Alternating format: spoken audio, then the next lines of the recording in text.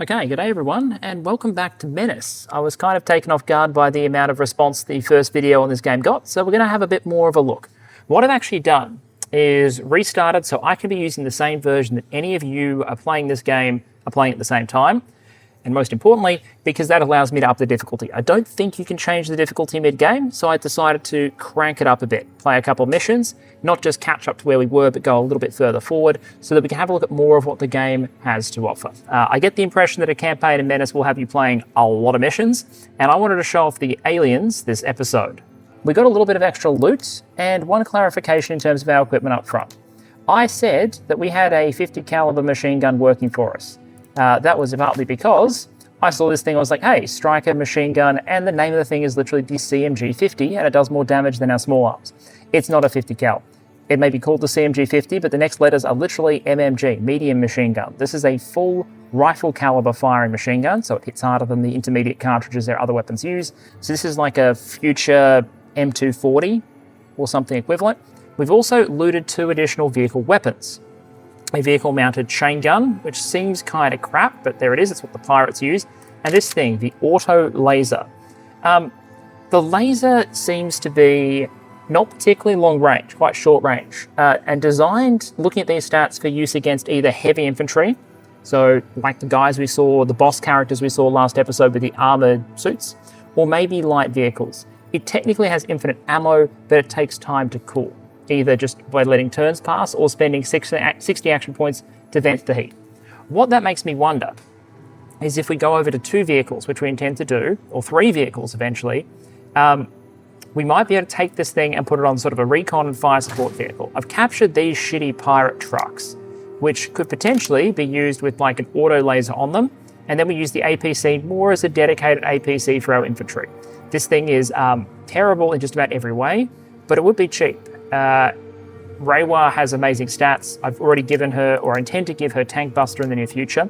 She's probably the next character we want to level up. I've done Lim first, so that's an option there. In terms of loot for the infantry, one thing in turning up the difficulty made me notice straight away is I have so much less in terms of supply to deploy on missions. So, which I kind of like, because originally when we looked at those first missions, I could kind of deploy all the kit I had with maximum numbers. There were no choices to make. Now there are hard choices. So what I've started doing is deploying Pike with a 2-person squad and nothing but growth potential in terms of level up, new tricks. So at least he's growth potential 5. He hasn't gained much yet, and he's frustrated because he took some friendly fire, but he is here and he is cheap. I've actually given him the shitty pipe rifles from the pirates, because these are even cheaper than our default carbines. And if all goes well, he should never fire his primary weapon. The way I'm thinking about this is you kind of want 2 types of squads, I'm thinking, looking at the way this is structured. You either want very, very, very large squads that are specialized in using their main weapon, because every squatter you add is carrying one of them, or you want very, very small squads that specialize in the use of either just abilities like Pike or a special weapon. There are 2 main pieces of loot I've got in terms of special weapons that Pike might want to use depending on whether it's a mobile mission or a less mobile mission.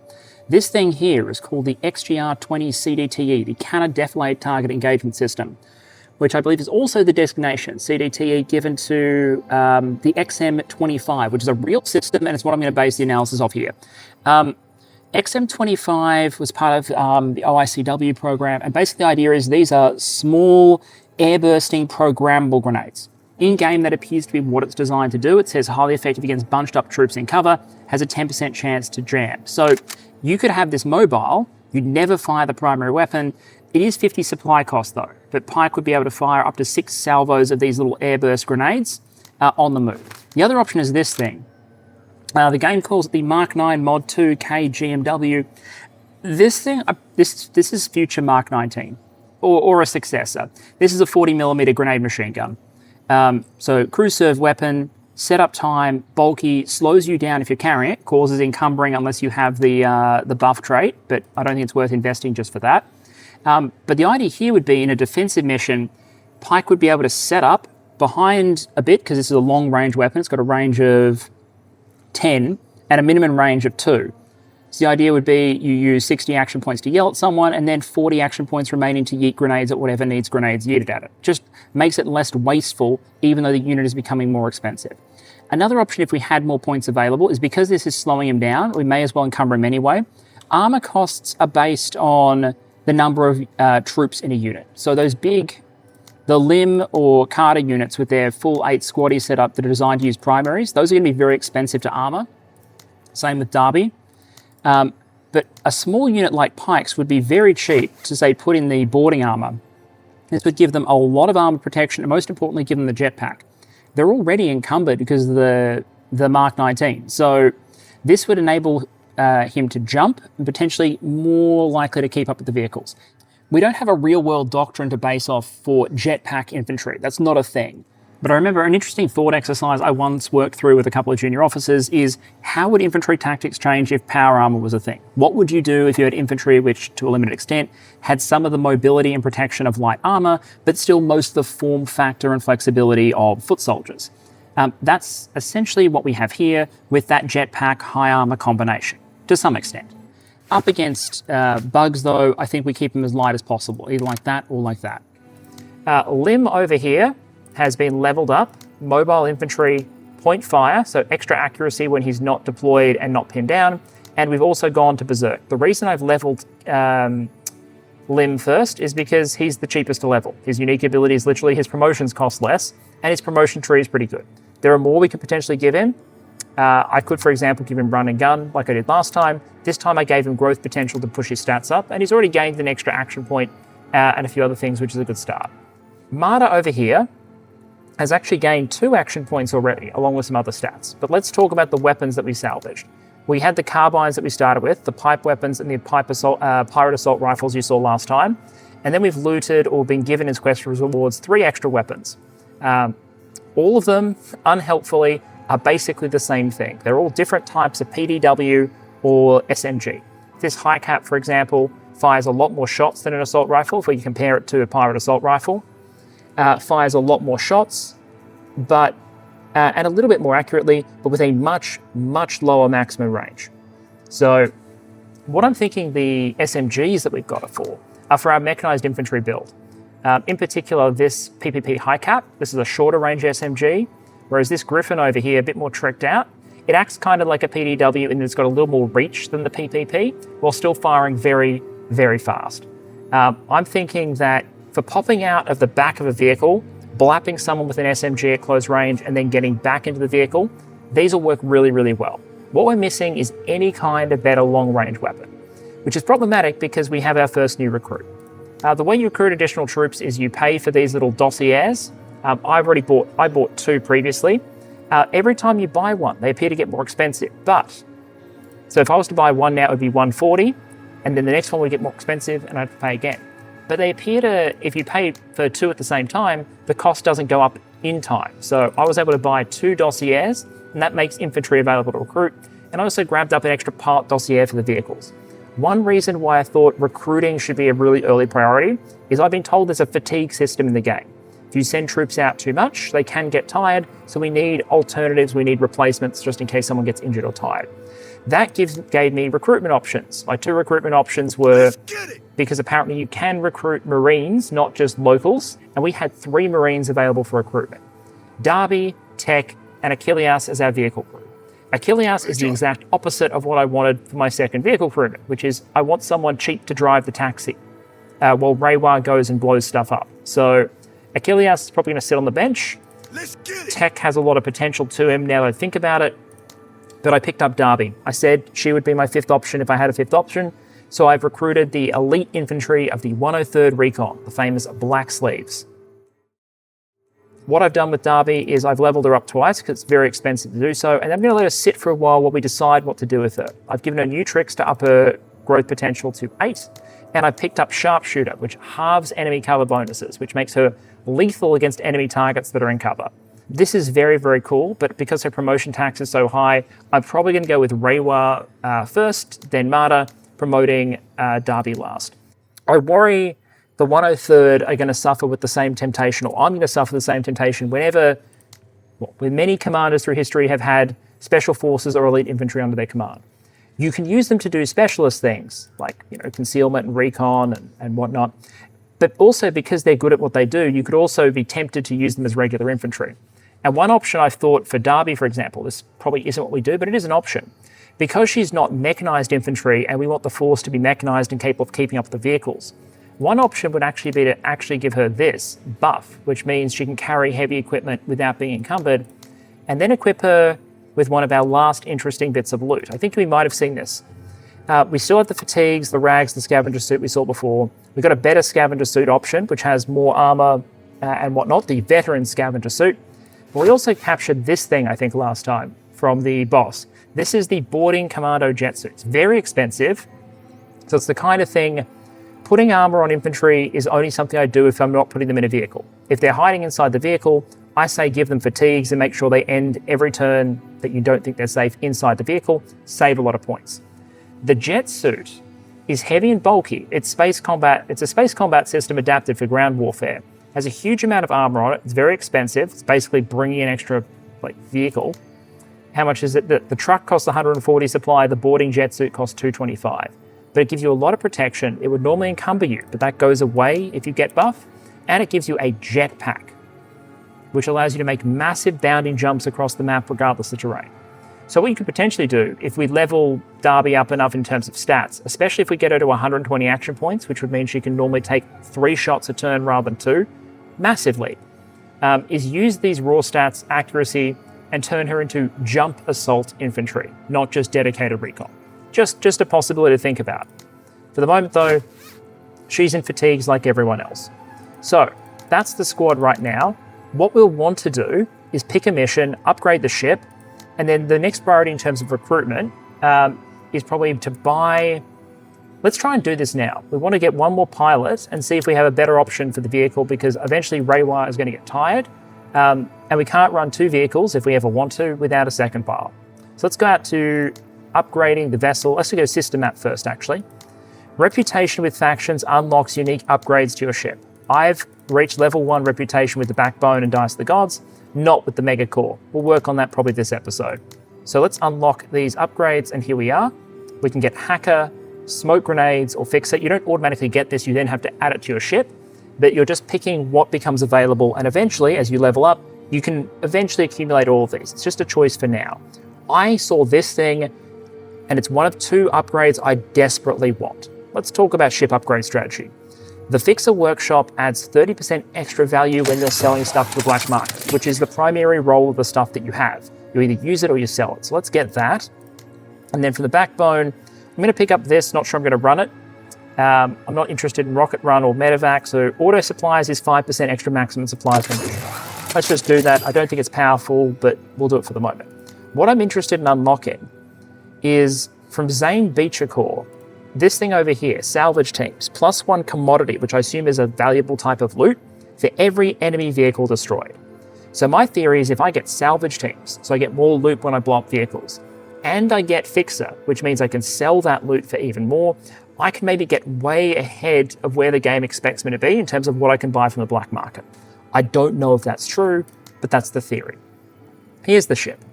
I didn't buy... Last time, I think you saw me buy the repair bay. I didn't do that this time. I bought this thing instead, the Wayback Outreach Office, which recruits manpower each turn. Why? Because on the higher difficulty, you start with fewer squaddies. And I was nervous. So I got that. And my idea is don't get the vehicles damaged. And if you do, have enough vehicles eventually that you can swap through them without needing a dedicated repair bay. So between the Outreach Office and the Med Bay, that's holding my squadding numbers up. Let's go add the Fixer. So they have 141 components and this costs 140, which means I now should be able to go to the black market, hire a second vehicle crew. There are a lot of items here I'm very interested in buying, by the way.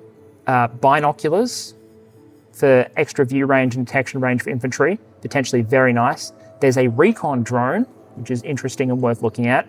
There's a autocannon. No, that's a 50 cal. It's literally 12.7 by 99. Okay, so that's a 50 cal that you could potentially put on a vehicle. That would be a nice alternative or addition to the laser. So yeah, there's a lot of nice stuff here, but for the moment, let's just get the vehicle crew. And to do that, Gabriel Esconde. Who's this? God wills it. A holy warrior with long history of defending mining outposts for money. If one allows for his obsessions, Esconde would prove useful, loaded into some TCR hardware. Baseline Moonworks. Okay, so he's like a mercenary. Lots of tats. Let's have a look at stats. This is a 2-star, because action points 100, promotion tax 10. Growth potential's okay, supply cost is about the same as Reiwa. Okay, so not the cheap bog-like character I was looking at. Good accuracy and discipline. What's this? +1 cover level provided by his vehicle. Oh, that's cool. Give me a second. APC/IFE driver.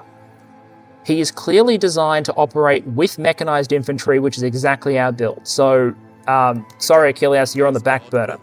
His ability he gives him 10% accuracy for each adjacent allied infantry, which happens when they drop out the back and are hiding behind his vehicle. His vehicle counts as more cover than normal, which is fantastic.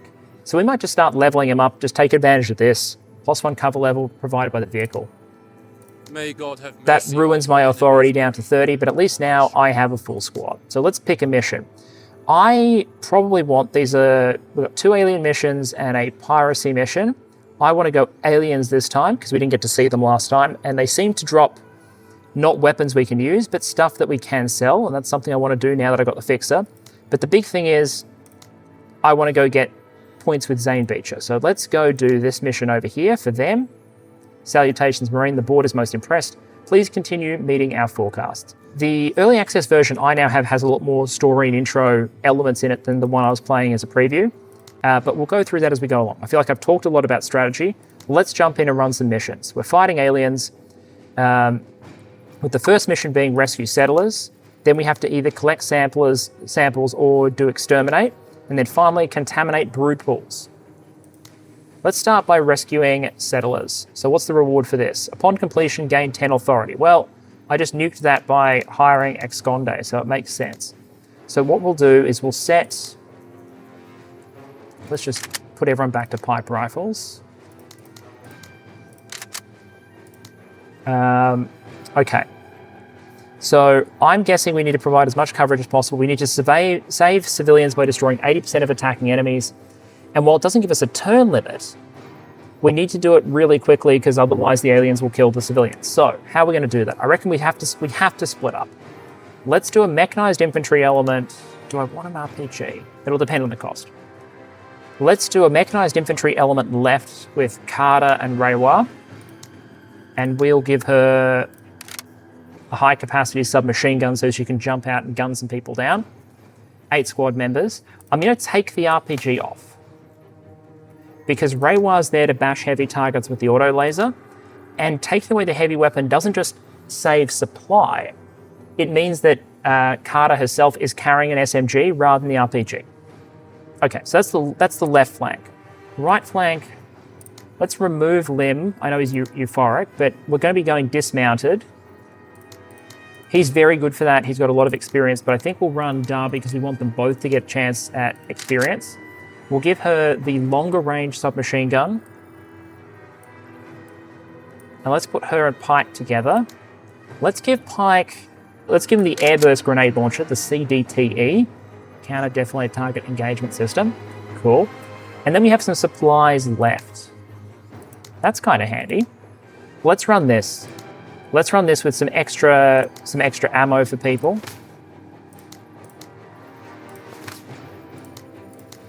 Heavy weapon for you. And 1 extra bloke it is. Let's go. Okay, here we are in mission. Left flank team. Go into cover. Jump in the IFE Martyr. Now that it's got a turret on it, courtesy of that medium weapon. Makes you think they might have been able to put the roof on even before they put the turret on, just to provide some protection to the infantry. But it is what it is. Okay, full steam ahead because we want to save some civilians wherever they are. There's our first civvies. Major. Okay. Recon team, get up and do some recon.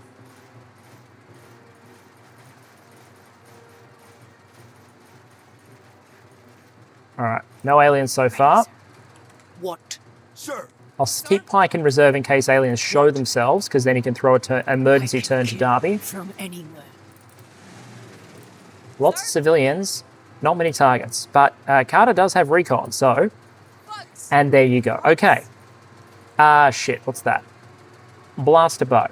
Chemical mix, long distances. Damage or even destroy vehicles. Okay, so that's an anti-vehicle threat. I have not seen one of those before. We can tap fire at the submachine guns just to tickle those little spiderlings up there. And jump back in the IFE.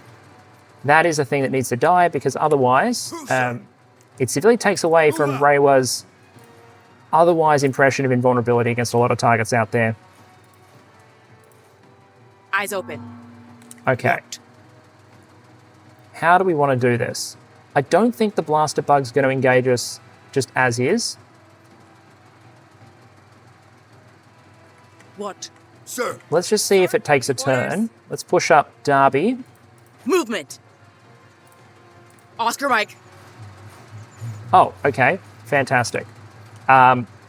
So close range SMGs should do jobs here. Fine work. Keep your eyes on this Marine. And then because they might shoot back at you, into cover. Okay, so it did take a shot, but a long distance shot. Sir? And then it decided to close the distance. Well, that's not very smart of it, is it? What we might do is actually move Reiwa first, because Reiwa can move into a position and take 2 shots. This will overheat the auto laser. So I think it gains 3 heat per volley. There it is. So let's overheat it by firing again. Cool. As you can see though, not bad for a weapon with infinite ammo. I'd still prefer to try out an autocannon or a heavy machine gun. I think if we then jump Carter out, because it's so wounded, maybe hosing it with SMG fire will finish it off. Certainly enough to get it fleeing. I reckon it's killed. She is in cover behind both the vehicle and this little building here. Who, sir? Ready on my I want to show off my fancy launcher, but let's instead bring Pike over here, give Darby the extra turn. I'm hearing violence inflicted on civilians. Crimes by the aliens. Crimes, I tell you. Long distance shots aren't great. But Darby is just so accurate. I like expensive units where you get what you pay for. I generally prefer cheap units because I think equipment is probably a really good deal. Wow, okay, we got contacts everywhere. And now we're in a little bit of a challenge because we have 2 potential first moves. Darby protecting herself from the spiderlings and then killing this. Or Carter, who is currently threatened by these young alien warriors. I think the answer is these spiderlings here will do a lot more damage to Darby. That's more urgent, right? Keep it up, Marine. And then we can tap fire over here to finish them off. And then stand up, because we want to get them moving again. Oh, interesting. They didn't take this one here, which I'm almost sure they would. But they get a suppression. Interesting. Orders, Major! So if we stand up, I don't think we get to take a shot. So I could vent the laser and fire it once. Or I could fire the machine gun twice. I think that's what we do. I was corrected, by the way. Reiwa's Revel in Slaughter ability only triggers on her kills, which I still think is an amazing ability. It's still scaling. I still really, really like it. But it's not like she can rely on other people to inspire her to greater and greater efforts. I think given this, given we are already crouching, let's take the kill. Got it. We have not lost any civilians yet, as far as I can tell.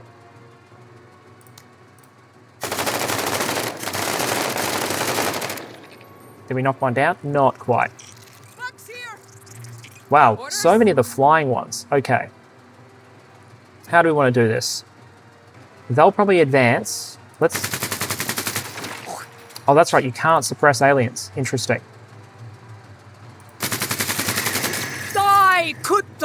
You can, however, make them flee, apparently. The reason I went for them first is because they pose a suppression threat Hey, to don't get hit. Carter, and because there's only one of them, no suppression. Sir? These are also shooters, though, I believe. So what we could do is try and finish this target off. Not quite. Engaging. Get inside the vehicle Down in the cover. and basically reset her to do some sweeps next turn when we drive the IFE closer. Orders. Moving to waypoint.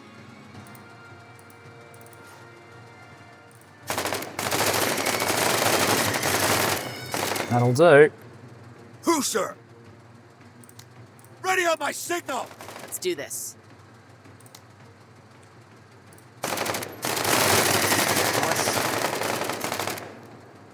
Hostile eliminated. 2 targets to go. What? Are there kutta there?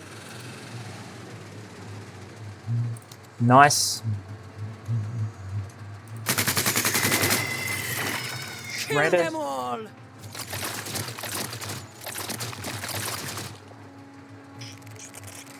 That was cheeky of them. Sir? But to think before these guys run,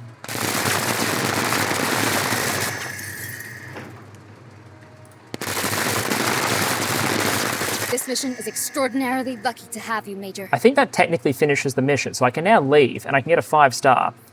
But I believe that we might have a chance at just one more kill before we do.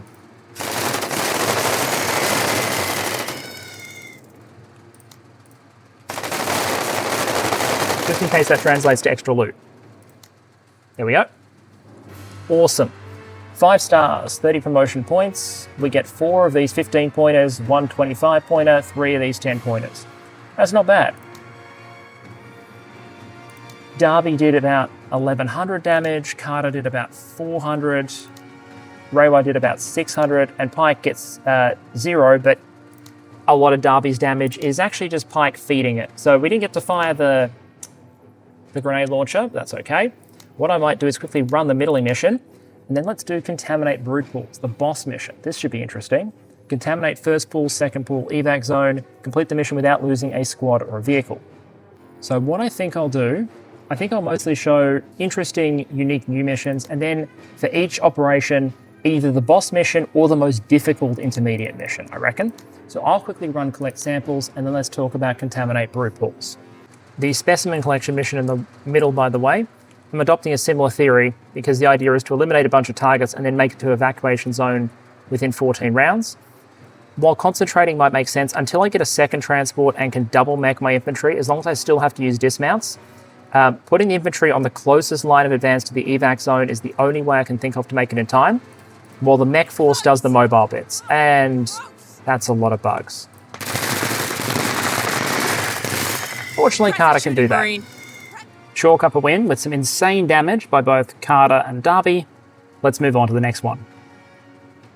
Okay, let's contaminate some brood pools. So the idea here is the Xenos infestation is getting very difficult to control. We're going to go in, we're going to sabotage their spawning pools, essentially, to slow their growth, sabotage them, and let the local forces, or make it more likely the local forces can get this under control.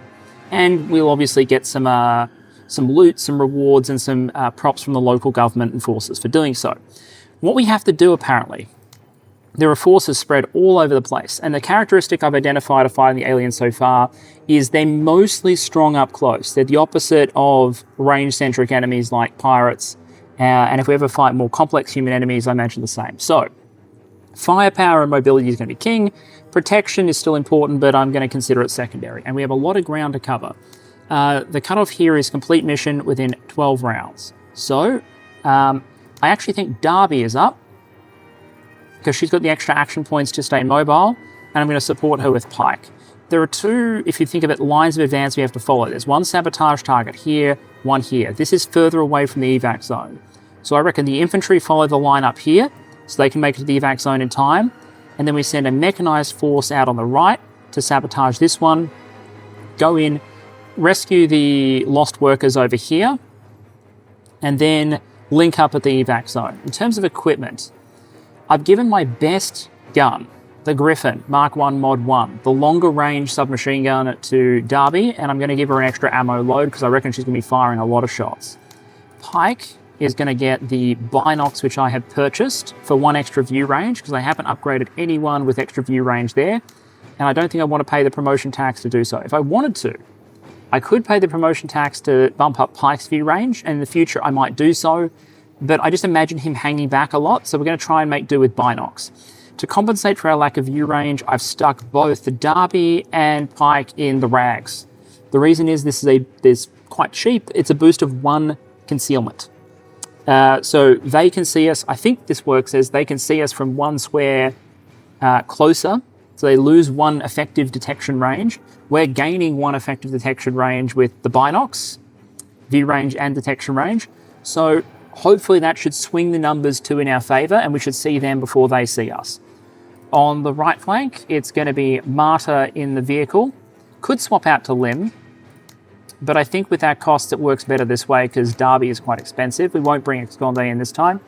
High Cap in the back of the troop carrier, driven by Reiwa, and let's go. With training and discipline, I am always ready. Okay, so we can see enemies straight away. Alien spiderlings. Alien spiderlings. Okay, that's Eyes fine. open. How far up can Darby push and still engage? That would be within engagement range. 1, 2, 3. So she could move up and engage those spiderlings. I think that might be the go. Orders. I really want her to get 1 extra AP upgrade. And let's test these SMGs on Darby with Darby's accuracy.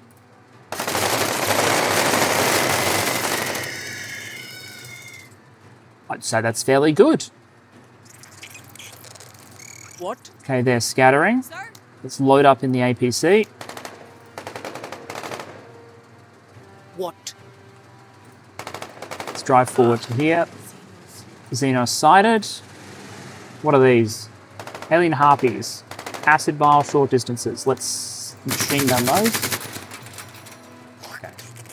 Who, sir? Interesting, they're moving towards the infantry on our other flank. Let's do that. That way we can both stay in concealment. They can't see us. Armor detail. Reiwa push up. Xenos. Yes, I know there are Xenos. Okay, so we again have the little harpies off to the side, and we have these alien warriors here. I think I want to machine gun these guys again because they're going to be harder for Carter to engage with her short-range weapon. They are now fleeing. I wish they were dead because that would provide a buff to Reiwa, but it is what it is. Vehicle tanks the close-range attack. Those guys have run. Sir. Sir? So we bail Carter out. Oh, interesting. Blaster bug over there. That's an anti-tank threat. Let's close range these guys. Impressive shooting, Marine. Love it. Now, we could tap the blaster bug. Or we could try and finish these guys off. For morale reasons. I think we try and finish these guys off for morale and loot reasons. No, the smart move is to get it back inside here so we can close up on them next turn. Miss. Okay, didn't miss, but tanked it on the front armor. Sir. Pike has the binocs, so he goes first. Movement. Okay, there we go. He's still in Let's concealment. do this.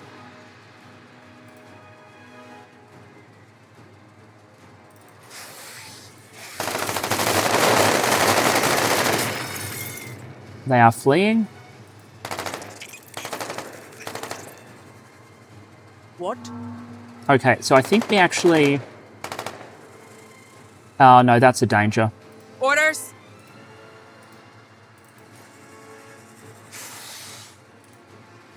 I think we push up to here for close range effect. Eliminate the warriors. Hostile neutralized. What? Oh, the blasters swung over that. They really don't want to fight Are there the vehicle others? crew. Bugs! Ugh, gross! Move up, because I need to get close to sabotage. Fleeing. I love how they'll continue to crack off shots afterwards. Ready on my signal!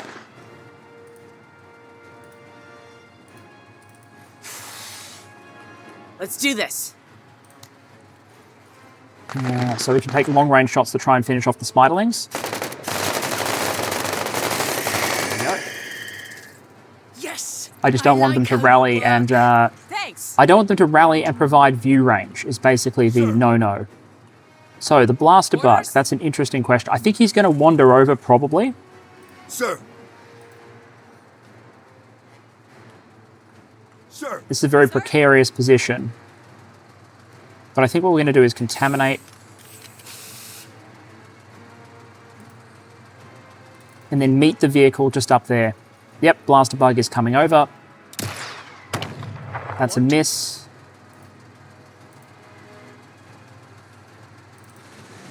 Reiwa can reunite with the infantry.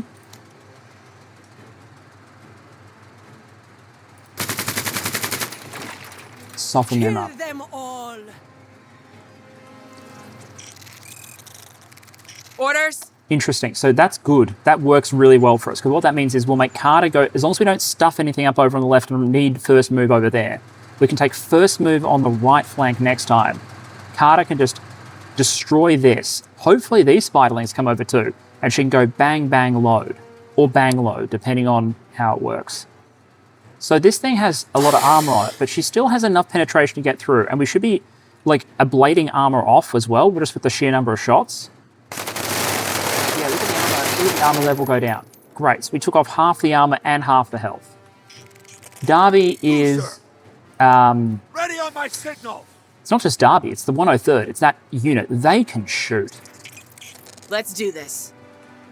We could also machine gun them, but let's finish off the blaster because I don't like it. Fantastic. Keep it up, Marine. There is a surprising amount of AP on that specialized Griffin. What? Now, Darby would love to take the first shot in order to not get the spiderlings shooting at them, but as we established earlier, Carter will need to take the first shot. Sir? Bug's taken care of. And then load up.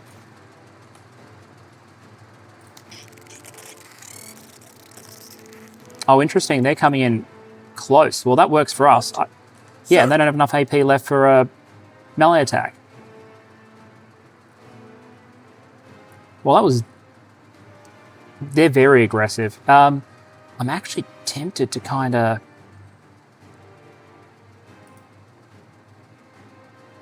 because if I come over here... Hustle 103rd. because they haven't taken their turn yet. What? That way they're now not a threat. Pike can feed another turn to eliminate this unit. Meanwhile, Reiwa, let's continue advancing towards the rescue point. I can kill from anywhere.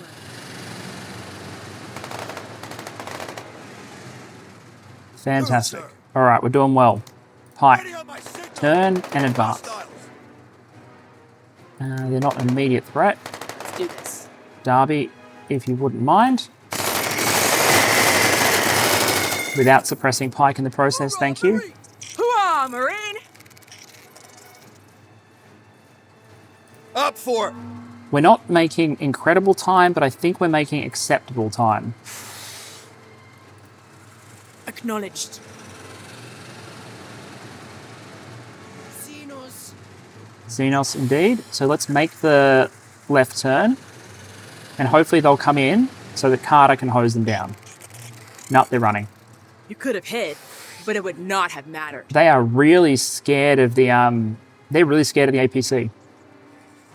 And given Reiwa's record, Catching a corner. I reckon I understand why. I am on a roll today. Ah, Xenos. Oh, another blaster. Not the accuracy you need, though, mate. Let's bring Carter into cover behind the vehicle. Nice. Very good. Fuck them up. We see where everyone is. Let's get back in. Who, sir? Again, Who, sir? the power of NCO yelling will sustain us. Darby's combat effectiveness increases significantly when the 103rd is being yelled at by Pike. Who do we want to kill? We want to kill both of them. Guess it doesn't matter, because I'd like, ideally, Darby to take the first turn next time. Let's do this. Great work. Kill all the Kutta. And then Orders? Darby. Deflected.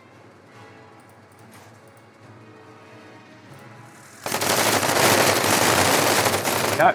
Great work. Kill all the Kutta. What?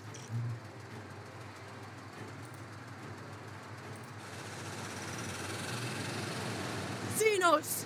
Interesting. Okay. Real target-rich environment. All I really care about is this blaster bug. It's wavering, it's fleeing. Thank you. Man, just come and fight. Is Carter scare you so much, guys?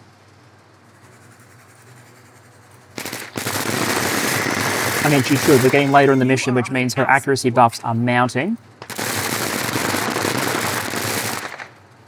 So she's becoming more and more effective. Who, sir? Listen up. We're moving. It's okay, we're in cover. Taking fire. All right. There is a lot going on over here because no one wants to fight Reiwa. Orders?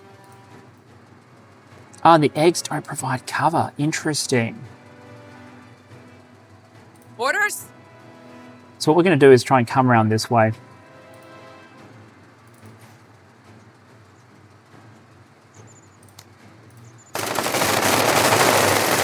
Eliminate them. Major, C2 Give them further to soldiers travel. Very combat effective. And they don't get baited in anyway.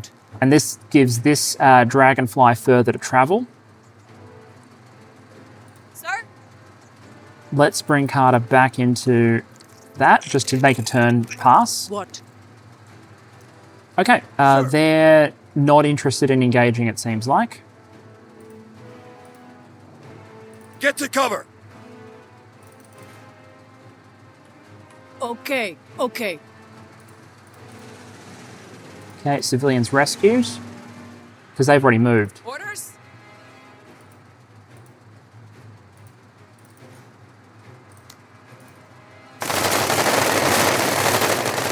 Hostile eliminated. What? Bring Reiwa over here. Engines engaged.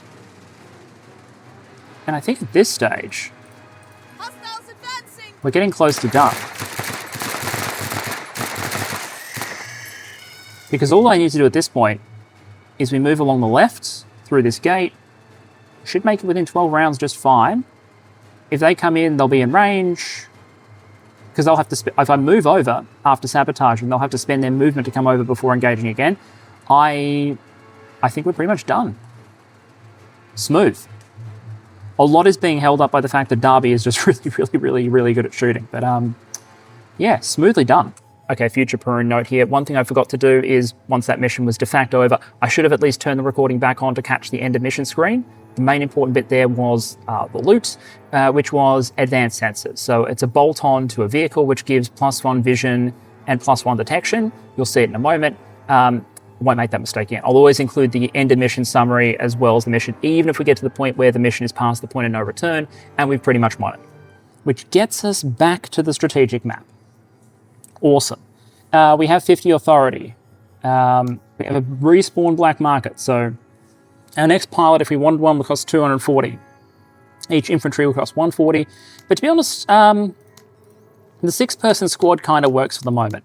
We've got 2 vehicle crews, so we can deploy the troop carrier and a truck in any given mission if we want to, or we can give Reiwa a rest when needed. We've got a good selection of infantry to pick from, one that's really capable dismounted, 2 mechanized infantry choices, and the special pike section, which is doing really well. It's just playing around with pike in the background. We have 3 options on where to go next, and I have some very strong opinions on what we're going to do, just so we can show off more of the game, and also I think it's a good move.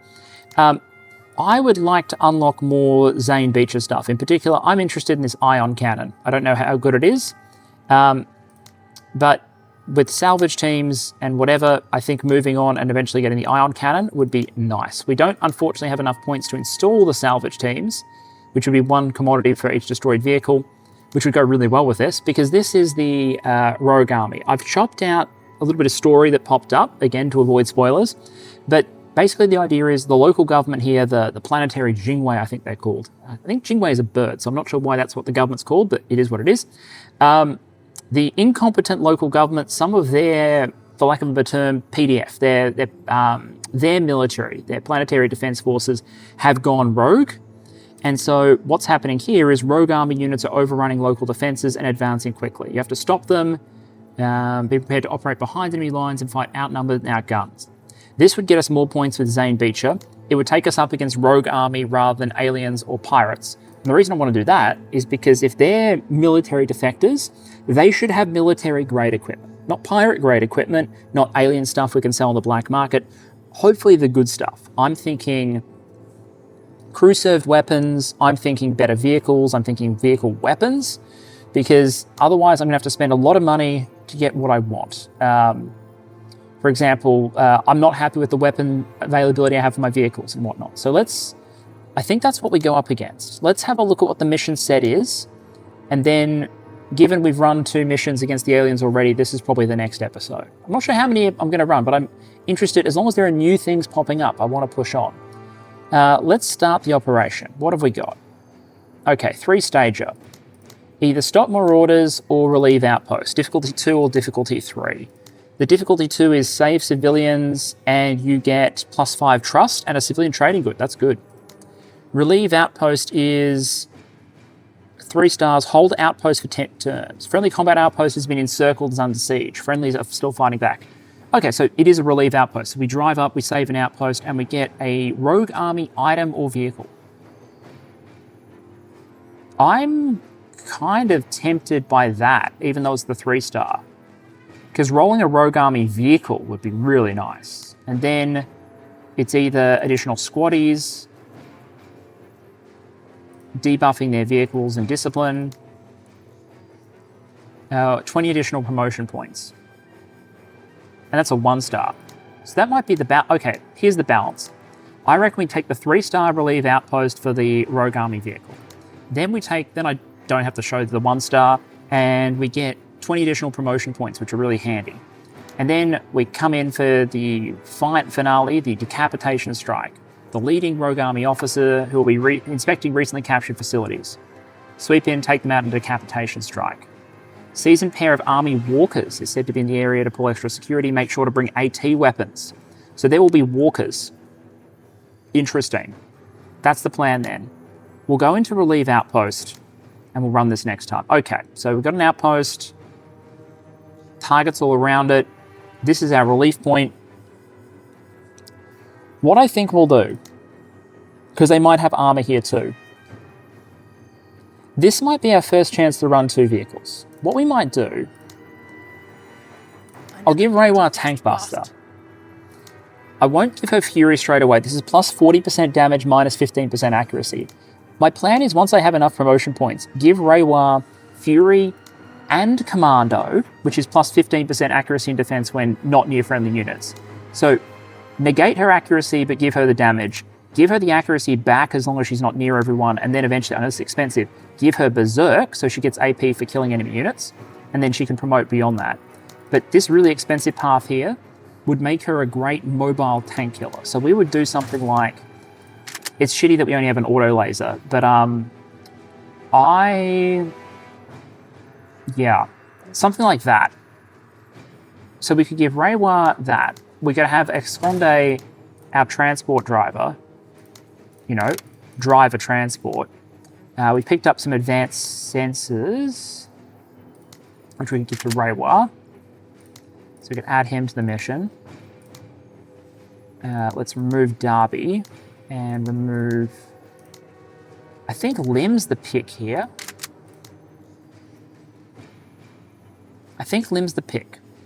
If you're wondering what I'm thinking, what I want to do is I have an infantry force push up and relieve, or an infantry and tank killing force push up and relieve immediately. So have Reiwa run straight up to the base. Pike can do the same and have him take like the Mark 19. So he can entrench, yell at Reiwa, and they can relieve whatever friendly forces are holding. Then I kind of want a flanking force to do a long sweep. Interesting, Esconde is only 305 points with the bare bones set up for the APC, which is kind of cool. Lim can stay in the fatigues because he's going to spend all his time in the vehicle. And the idea is Lim should be an absolute murder bot inside the vehicle too, because he can pop out. He gets the point fire bonus because he's more promoted than Carter. He gets the 15% accuracy when he's not deployed, which he isn't when he's just standing behind Esconde. And he gets Berserk, so he gets 30 AP back after destroying a target. Very, very cool. Although Carter is catching up. She's now leveled 3 action points and 5 accuracy points since the start of the game. So her growth it's good. She's got a lot of ground to go, but she stays as cheap as when she started and her stats catch up. So we'll have Lim and Esconde go left. And then we have 87 points. Oh yeah, we can do that. We can 100% do that. We won't be able to add an extra squad member, but... So this way, Pike won't have to hoof it to the base. He can jetpack, which should offset the weight of all this heavy equipment. Then we give him bonus ammo for the Mark 19. So we'd maybe bring the Mark 19 up to around here, entrench, like create a base of fire from somewhere to support the defense wherever it needs to be. Reiwa is over here. She can see further, both because the truck has longer view range than the troop carrier. It does, by 1. And we've given her an extra view range with the advanced sensors by another 1. So she's got 2 side advantage. Passable. Auto laser as an anti-heavy infantry / anti-light armor weapon. So she can fire, cool, and then if she's yelled at, fire again. That can be her turn cycle. We need to make sure she's not shot at because the armor is made of paper on that bloody thing. That's okay. But I think this can work. I've never fought Rogue Army before, but I'm thinking I'm just trying to design something that would work against an opponent that looked like us. So a very light anti-armor asset, a mobile mechanized team over on the left, and a heavy weapon entrenched to hold the defenders. That's the plan. We'll run it next episode. I hope you're enjoying, and I'll see you then.